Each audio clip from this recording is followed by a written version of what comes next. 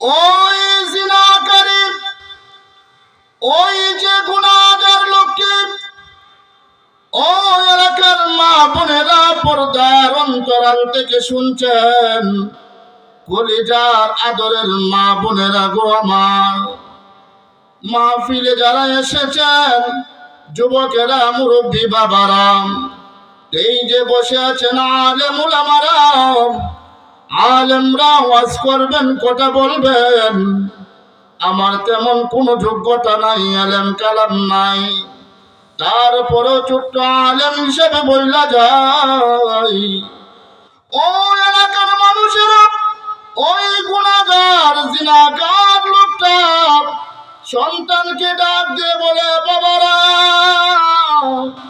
মরে যাওয়ার পরে আমার লাশটা তোমরা পুরা দিবা।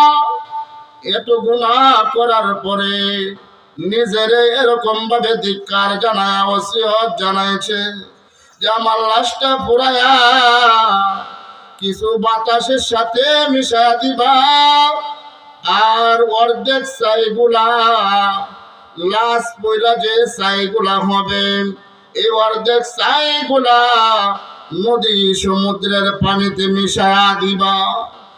ঘটনা চক্রে কয়েকদিন যাইতে না যাইতে ও এলাকার মানুষেরা, আলেমদেরও গুনাহ আছে, সাধারণ মানুষেরও গুনাহ আছে। নবীজি বলেন, আউয়ালুন নাস, মানুষের গুনাহ আছে, সবারই গুনাহ আছে।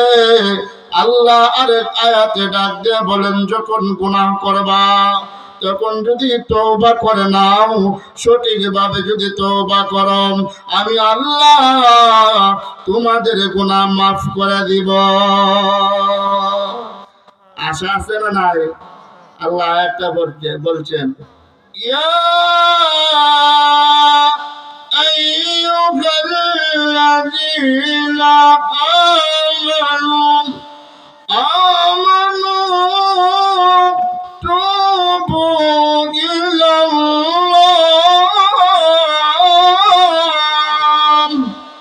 তুবু ইলাল্লাহি তাওবাতান নাসুহা।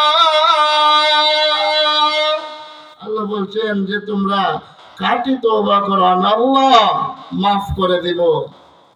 সন্তান যখন এরকম ভাবে কয়েকদিন পরে লোকটা মারা গেল, গুনাহগার লোকটার লাশ পুড়ায় দিল। কি করলো জোরে বলেন?